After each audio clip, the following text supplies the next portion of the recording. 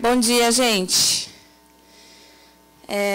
Primeiro, quero pedir para vocês não me denunciarem por propaganda enganosa. A minha foto no material de comunicação do evento, eu estou bem diferente, estou bem menor. Mas agora que cheguei no 9º mês da gestação, cada dia eu acordo maior, então seria impossível manter a foto atualizada. E essa aqui é a aluna, como o Biel já falou. Eu queria perguntar, assim, só para eu ter uma ideia de quantas pessoas tem nas empresas de vocês para conseguir direcionar um pouco melhor o meu discurso. Quem trabalha em empresas que tem até 10 pessoas? Até 30? 50? Tá. Mais de 50? Legal. O que bom, eu já te aviso, Biel, provavelmente você vai ter que me expulsar do palco, porque 30 minutos para eu falar dos primeiros passos de gestão de pessoas vai ser bem desafiador. Eu fiz um recorte do que seriam as minhas recomendações para isso, pensando na experiência que eu tive na Kraft Foods e na Embraco, que eu era a pessoa de RH que atendia a área jurídica dessas empresas. Então, eu sei que a gente está falando de um perfil de profissional que é bem intelectualizado, bem exigente, e aí demanda um estilo de gestão de pessoas que acomode esse perfil. Então, foi esse o recorte que eu fiz. E pensando no que seria o mais relevante para trazer para vocês de uma forma geral, né? O que eu acho que é importante a gente começar a dizer? Numa empresa que tem mais de 2 pessoas, a gente já está fazendo gestão de pessoas. A gente pode não estar fazendo de uma forma estratégica, consciente, adequada, mas se você tem gente na empresa, você está fazendo a gestão delas de alguma forma. E eu queria aqui, então, trazer uma recomendação, né, de por onde começar. Antes, só queria apresentar a Lidera. A Lidera é a consultoria que eu faço parte. A gente trabalha com gestão de talentos. A gente acredita que é através de gestão de talentos que a gente mais acelera a aquisição de resultados. A gente trabalha, então, com todos os processos de gestão de pessoas. A minha parte, eu me percebo mais especialista em estruturação dos processos em si, e em desenvolvimento da área de recursos humanos, né? Mas a gente tem frentes de desenvolvimento de líderes, desenvolvimento de pessoas, coaching e tal, mas aí já não é a frente que eu lidero. Então, vamos lá. O Ram Charan já fala no livro Pipeline de Liderança, que eu acho que é um must read, assim, quando a gente está falando de gestão de pessoas. Ele já diferencia o líder de si mesmo, líder de pessoas e líder da organização. Se você não faz direito o líder de si mesmo, não adianta pular para o próximo, porque você vai pular com furos, com gaps e não vai fazer um trabalho bem feito. Então, quando a gente está falando de primeiros passos em gestão de pessoas, eu acho que é a clareza da tua autogestão. O que você faz bem e o que você não faz bem. E quanto menor é a tua empresa, mais os talentos e os gaps da tua empresa vão ser exatamente os teus. Então, a Lidera é uma empresa, é uma consultoria de pequeno porte. Eu posso dizer hoje que o que ela faz de melhor e o que ela faz de pior está muito refletido no que eu faço de melhor e o que eu faço de pior. Então, quanto antes a gente tiver noção de quais são esses gaps, e ter um plano de desenvolvimento muito acelerado para resolver isso, maior aumenta a chance de você precisar contratar mais gente e ter que começar a fazer uma gestão de pessoas mais complexa. A gente acaba... A gente faz tanta coisa quando a gente está numa empresa menor, quando a gente tem uma consultoria, um escritório, uma empresa, enfim, com menos pessoas, a gente é tão generalista, a gente faz tanta coisa ao mesmo tempo, que a gente acaba esquecendo de parar, refletir o que eu preciso fazer melhor, o que eu estou gerando de problemas para mim mesmo, o que eu estou gerando de problema para os meus resultados, e aí a gente, então, acaba não focando tanto em resolver isso, de uma vez por todas, a gente acaba focando em resolver os sintomas desses nossos gaps. Por isso que eu bato muito na tecla tenha muita clareza do que você está trazendo, a tua personalidade, as competências que fazem falta no teu background, o que isso está trazendo de impacto para os teus resultados, para você poder alavancar rapidamente. E, muitas vezes, quando a gente é o dono do próprio negócio ou é a primeira pessoa do escritório, a gente não tem muito a quem recorrer. E aí eu sugiro muito o uso de mentorias. Certamente, algumas pessoas já passaram pelo que você está passando e não faz sentido a gente demorar o tempo que elas demoraram para aprender. E é algo que acelera muito o desenvolvimento da gente, é conseguir pegar esses atalhos, conseguir pegar esses hacks e aplicar rapidamente. E também, muitas vezes, a gente precisa só de alguém para desabafar, né? Para dizer, olha, está complicado, com dificuldade naquele outro sentido, vem me ajudar. E aí, às vezes, só esse alívio emocional também já ajuda bastante. Então, eu recomendo fortemente que vocês tenham mentores. A Endeavor fez uma pesquisa em 2016, perguntando para os empreendedores quantos deles tinham mentoria, e menos de 50% têm. Mas depois elas perguntaram para quem tem mentoria, quantos recomendam que as pessoas tenham mentores, e 100% deles recomendaram. Então, é mais a gente realmente investir tempo em procurar quem é a pessoa certa para nos ajudar e conseguir ter disciplina de manter o contato com esse profissional, né? Muitas vezes, quando a gente está falando também em escritório, consultoria, a gente precisa de um sócio. Chega um momento onde, ou para escalar ou questões financeiras, ou até, enfim, para conseguir abrir um outro escritório, a gente precisa de um parceiro, de um sócio. Então, a gente começou falando de autogestão, né, de liderança de si mesmo, e agora eu vou falar um pouquinho de liderança lateral, que é quem a gente escolhe para ser o nosso sócio. Ou, às vezes, até vocês podem receber convites para serem sócios de alguém. Claro que a afinidade, admirar o profissional, querer conviver com o profissional, ele é importante. Mas eu entendo que mais importante do que isso é a complementariedade entre as competências. É escolher alguém que é bem diferente de você. Não adianta você trazer alguém para ser teu parceiro que vai ter a mesma perspectiva do que a tua. A tua perspectiva você já tem, você não precisa de mais alguém pensando igual. O que a gente precisa é de alguém diferente, trazendo novidade, desafiando a gente. Por mais que no dia a dia possa trazer algum atrito na interação. Mas, quando a gente está falando de liderança lateral, a minha recomendação é que vocês sempre procurem pessoas que tragam algo diferente do que o que vocês já têm. Bom, então vamos lá, né? Então, agora, vamos pensar aqui numa empresa fictícia que não está, o dono do escritório, enfim, já não está mais sozinho, já está começando a trazer pessoas para trabalhar com ele. Qual é o jeitão da sua empresa? Por quais características vocês gostariam que a sua empresa fosse reconhecida? É uma empresa que está se alimentando da tecnologia, como a gente conversou nas duas palestras anteriores? É uma empresa mais conservadora? É uma empresa que quer ser reconhecida por agilidade, por profundidade? Pelo que você quer ser reconhecido? E quando você tem clareza de qual é o seu jeitão, se é esse jeito um pouquinho mais conservador que eu trouxe nessa perspectiva, ou um pouquinho não, né, muito mais informal que eu trouxe nessa outra perspectiva, é isso que você vai vender para as pessoas que vão entrar para trabalhar contigo.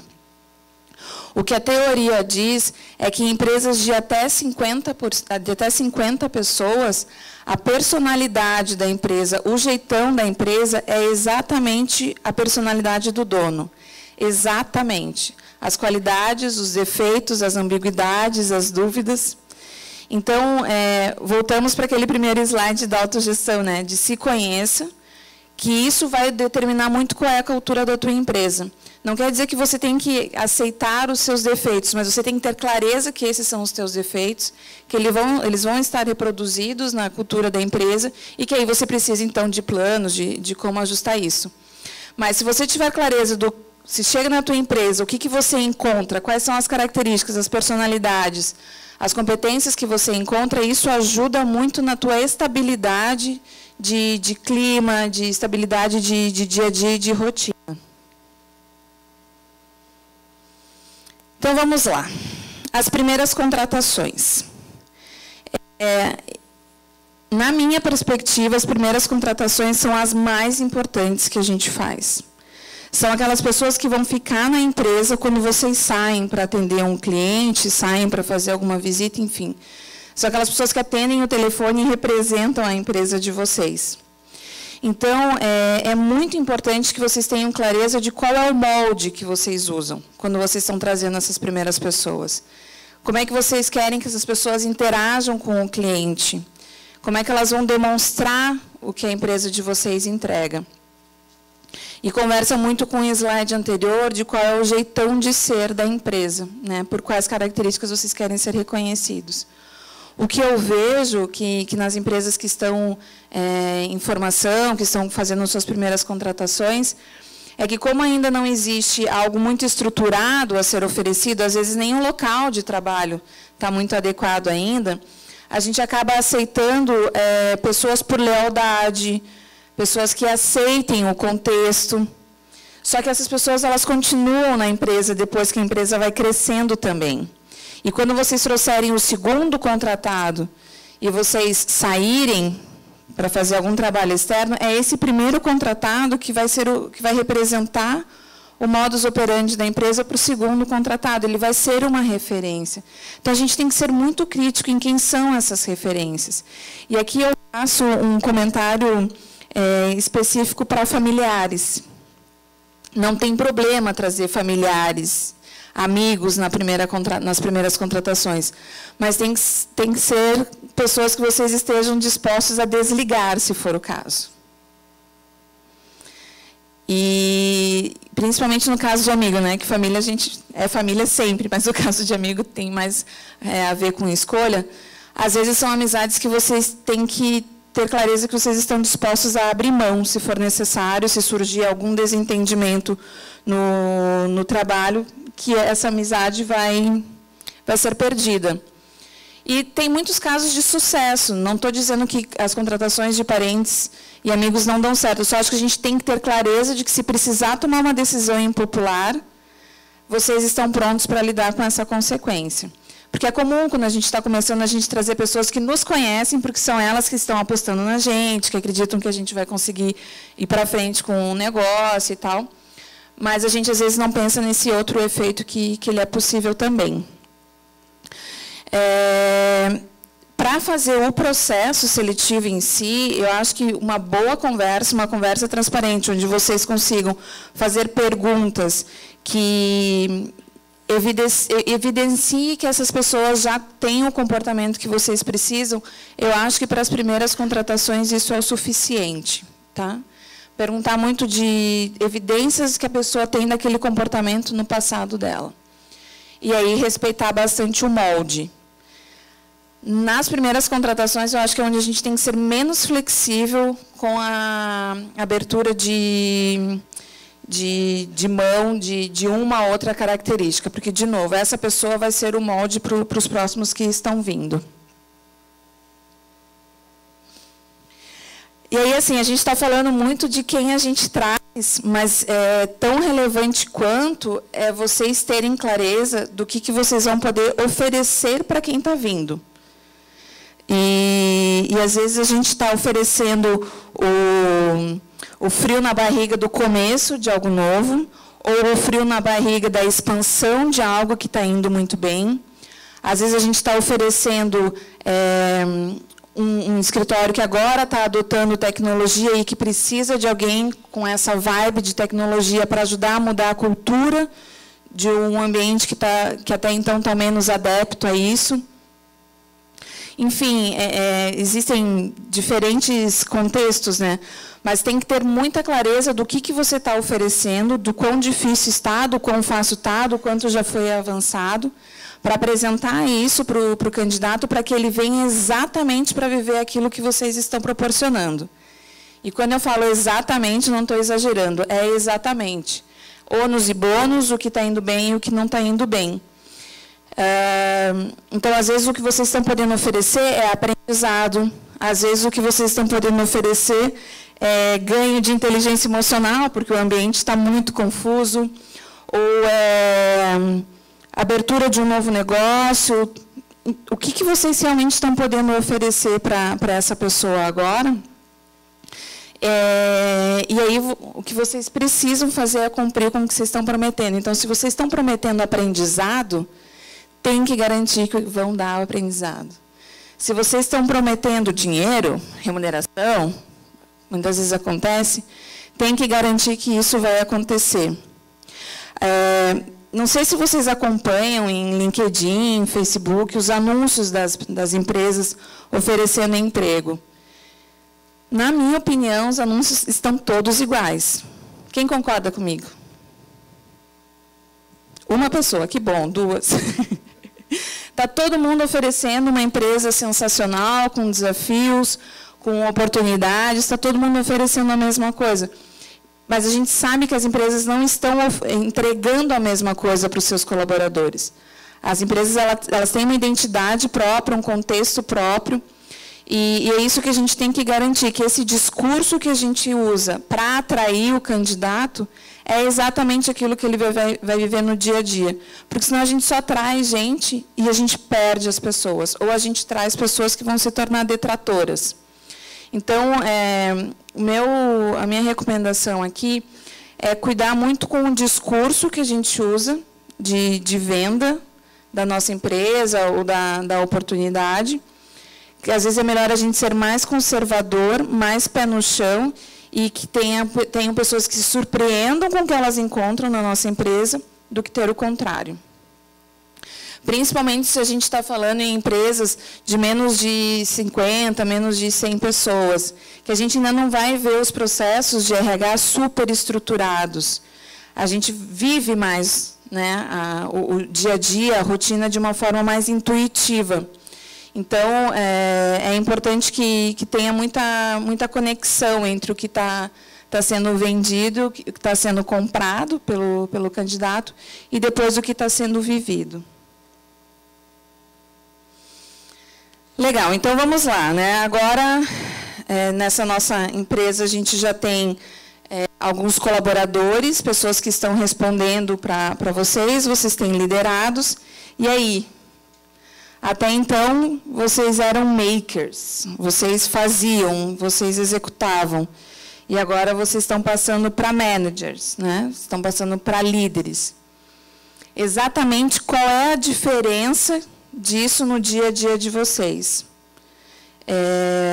Antes, o resultado dependia 100% do trabalho de vocês. E era, de certa forma, muito interessante, porque quando o trabalho tinha um resultado, vocês conseguiam ver diretamente o que estava sendo feito por vocês. E agora o trabalho passa a ser feito por outras pessoas. Como enxergar o meu resultado, através do resultado dos outros, não é uma mudança simples de acontecer. Enxergar que o meu resultado é o desenvolvimento da outra pessoa e ela sim executou e trouxe o resultado para a empresa, às vezes fica um pouco invisível, fica difícil da gente perceber. Então, o que eu recomendo para essa primeira etapa é tenha clareza de qual é seu estilo de liderança. Você é um líder mais democrático, mais centralizador, mais inovador, mais de pegar pela mão. Qual é o teu estilo de liderança? E aí você pode perguntar para o teu liderado o que ele vem percebendo do teu estilo de liderança, e isso te ajuda a ver se, pelo menos como líder, você está fazendo as tuas entregas, né? Se você, como líder, está sendo reconhecido por aquilo que você gostaria de ser reconhecido. E talvez, no começo, não exista tanta clareza de qual é o estilo de liderança que vocês têm, e vocês experimentem vários. E está tudo certo. Eu costumo dizer que o importante é a gente combinar com os russos, né? Combina com o teu time que você está testando o teu estilo de liderança. Olha, meu estilo de liderança é mais democrático, mas eu estou percebendo que a empresa está precisando de alguém mais centralizador, então eu vou fazer um ajuste por um tempo. Não tem problema a gente combinar. Provavelmente os liderados de vocês estão se descobrindo profissionalmente, não tem problema vocês também estarem se descobrindo como líderes. O grande problema é quando a gente não alinha a expectativa e o contexto. E é aí que surgem as grandes rupturas, né? Pode parecer um pouco contraditório o que eu vou falar agora, porque eu comecei a falar da importância de estilo. O estilo ele é importante para você saber como você se sente confortável. Mas o que a gente vem conversando atualmente sobre liderança é que não existe mais um estilo de liderança. O que existe é o que o contexto pede. E você se ajusta. Por que eu falei do estilo anteriormente? Porque você precisa saber que você fica mais tranquilo, você se sente mais à vontade, numa posição onde você, por exemplo, é aquele líder mais agressivo, que puxa o resultado do negócio, que traz as pessoas junto contigo. Mas não quer dizer que o teu negócio vai sempre precisar desse estilo de liderança. Então, o slide anterior é muito mais para um autoconhecimento do que para você ficar acomodado na informação de, cara, eu sou um líder democrático, esse é o meu estilo e eu tenho que trazer liderados que gostem desse estilo. Não existe isso. Se alguém acha que liderança está relacionada à espontaneidade, está muito errado. Liderança é uma questão de flexibilidade, de ajuste para o que o teu time precisa e o que a empresa precisa de você. E tem esse conceito que eu acho bem importante de Coactive Leadership, que ele traz essas 5 dimensões de liderança, que é para te ajudar a fazer uma avaliação do contexto. Tendo clareza do contexto, você conseguir entender qual é a liderança que você precisa ter. Então, quando a gente está falando do líder front, a gente está falando daquele líder que dá a batida, que dá visão, que dá direcionamento, que fala, cara, vamos, vem comigo, a gente não tem recurso, mas vem que vai dar certo. Sabe aquele cara, aquele momento da liderança que você precisa trazer as pessoas contigo mais por carisma e energia do que necessariamente porque você tem clareza dos passos e dos processos que vão ser seguidos. Então, é quando você está precisando de dar energia e dar batida para o time. Quando a gente está falando do líder beside, é aquele momento que o teu liderado está precisando que você sente do lado dele e explique como faz. Faça junto. Tem alguns momentos, em determinados tipos de empresas, que a gente tem que sentar juntos e pensar juntos aonde o negócio vai chegar. Juntos, quais são as metas, quantos clientes a gente vai trazer. Então, a gente tem que ver muito bem. A gente pode tanto fazer definição de metas como um líder front. Cara, essa é a nossa meta, vamos junto, vamos lá. Como a gente pode sentar com o time e perguntar qual é a meta viável. Vai depender muito do momento da empresa, muito das pessoas, muito da cultura que vocês querem implantar. Um outro estilo de liderança é o líder behind, que é quando a pessoa já tem um certo tempo na tua empresa, você já a conhece um pouco melhor, e ela já pode estar à frente da atividade, ela já pode interagir direto com o cliente, ela pode fazer a apresentação do projeto sozinha. Você garante que a apresentação está bem estruturada, segue uma linha de raciocínio, mas você não faz mais a apresentação. Esse aqui é um exemplo, né, de como ser o líder behind. Quanto mais sênior são as pessoas que você começa a trazer para o teu time, mais eles precisam de um líder behind. Mais eles toleram menos o líder front. Porque quando você tem uma pessoa que está precisando de um líder behind e você age como líder front, provavelmente você vai ser visto como arrogante, como um cara de palco, um cara que precisa de holofote, um cara que está pegando do teu time o espaço que é do time. O líder in the field, em algumas literaturas eles chamam de líder in the role, que é aquele líder que percebe o ambiente. Aqui é até um pouco mais fluffy mesmo, que percebe a energia da empresa. Você chega na empresa e, o clima hoje está bom, hoje o clima não está bom. Mas o que você está vendo no clima? Que clima? Você está vendo o que aqui? É a expressão das pessoas, são aquelas conversinhas, é uma careta, é um sorriso. Eu estou percebendo que hoje alguém não está bem, eu estou percebendo que hoje alguém está muito bem. Esse é o líder in the role, a gente está falando mais de sensibilidade. E tem momentos que a gente precisa mais disso mesmo. E a liderança central é o leader within, que é a liderança de vocês no meio de tanta complexidade.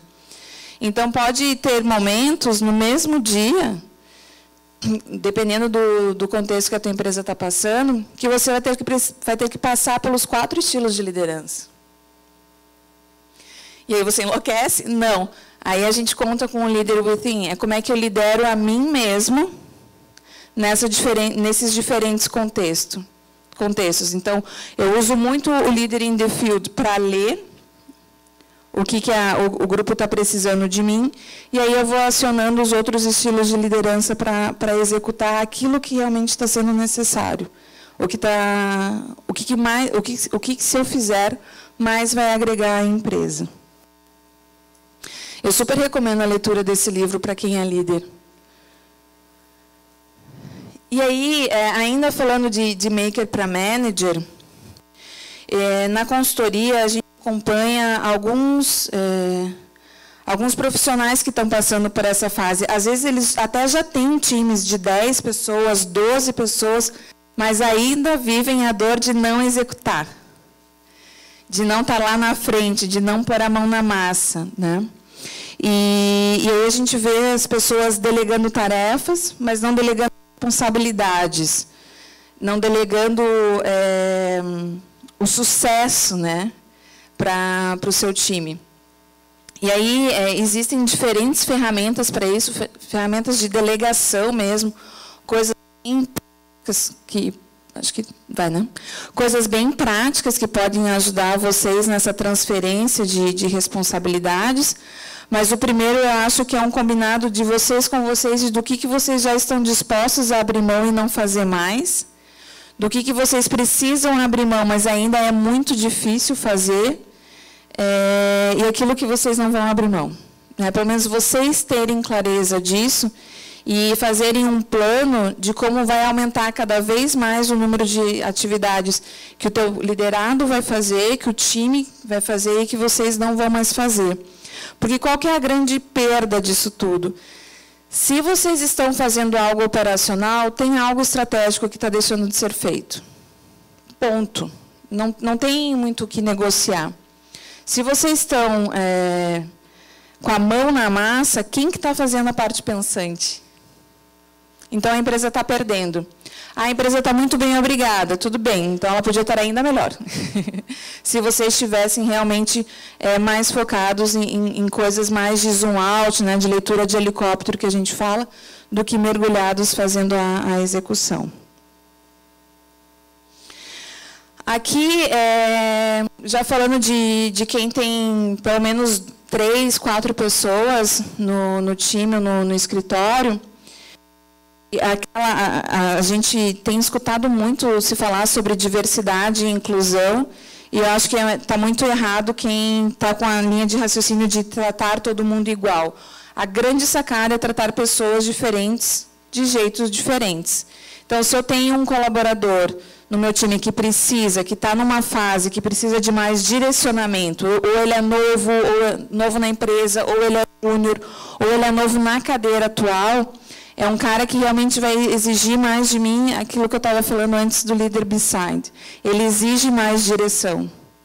Se eu der para ele algo muito complexo e não der direcionamento, ele não vai me entregar. E aí eu nunca vou delegar. Então, eu preciso fazer um acompanhamento mais próximo. Se eu estou falando de uma pessoa que já está um pouco mais de tempo de empresa, já está mais alinhado com a cultura, já tem um pouco mais da informação que eu gostaria que ele tivesse, é muito mais de treiná-lo para deixá-lo melhor. Ele precisa de menos tempo meu. Se eu estou falando de um S3, é um cara que já está praticamente caminhando sozinho. Até a gente chama aqui de adolescente, né? Então, o S1 é o bebê, o S2 é a criança, o S3 é o adolescente. Ele está mais precisando de apoio, ele precisa de espaço. Se eu ficar muito próximo dele, ele vai ter aquele comportamento de adolescente de ficar rebelde, de ficar irritado, do tipo, pô, você não confia em mim? Você não confia no meu trabalho? Então, a gente só apoia, começa a olhar mais de longe. E quando a gente está falando de uma pessoa que já está na empresa, na função, que está entregando o que vocês precisam, aí o comportamento é de não atrapalhar. As interações é muito como é que vocês deixam ainda mais complexo o que ele faz, deixa ainda mais interessante começar a pensar em próximos projetos, começar a pensar em como ele contribui com novas coisas, porque ele já tá nadando de braçada, ele já não precisa mais muito da liderança de vocês. Eu estou caminhando para o final, já deu o meu tempo. Então, a gente falou de trazer as pessoas, a gente falou de como combinar a relação de líder-liderado que vocês vão ter com elas. E minha última orientação é vocês terem uma agenda do líder, ou o nome que vocês quiserem dar. Mas, no final, é como é que vocês vão acompanhar essas pessoas. Como é que vocês vão deixar claro para elas o que vocês esperam delas. Qual é a agenda que vocês vão ter para que elas digam o que elas esperam de você e da empresa, e como é que vocês acompanham isso sistematicamente. Semanal, quinzenal, uma frequência menor do que quinzenal não dá, mas como é que vocês acompanham semanalmente e quinzenalmente de que as coisas continuam alinhadas. Se a gente faz uma agenda do líder, uma agenda com o liderado, com uma batida, com um ritmo frequente, com conversas transparentes, a gente não precisa, enquanto a empresa não é muito grande, a gente não precisa daqueles grandes processos de recursos humanos, avaliação de desempenho, pesquisa de clima, cargos e salários, a gente não precisa dessas coisas, porque a empresa ainda é pequena, você tem o olho no olho. Mas você tem que ter o olho no olho da rotina e o olho no olho da sala de reunião, fazendo perguntas para entender se está tudo bem. Então, esse acompanhamento ele é essencial para garantir se aquilo que você prometeu, se você está cumprindo, se tem alguma expectativa que está desalinhada, dos dois lados. Para você também ouvir o que você pode fazer melhor e o relacionamento estar cada vez mais transparente, né? Então, como foi a proposta, era de primeiros passos. A gente acaba ouvindo muito falar sobre plano de carreira, cargos e salários.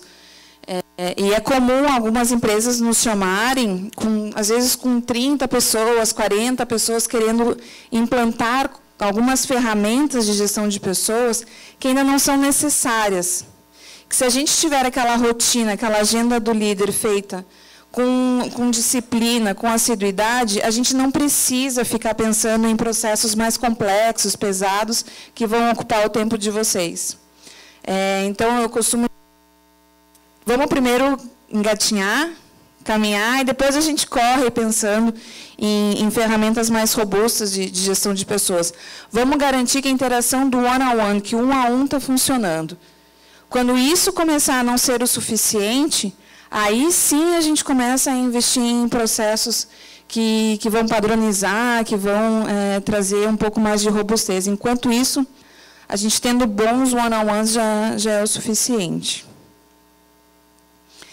Eu tentei trazer o máximo de informação possível nesses 30 minutos. Eu quero me colocar à disposição para quem tem alguma dúvida específica, quem quer tratar de algum tema.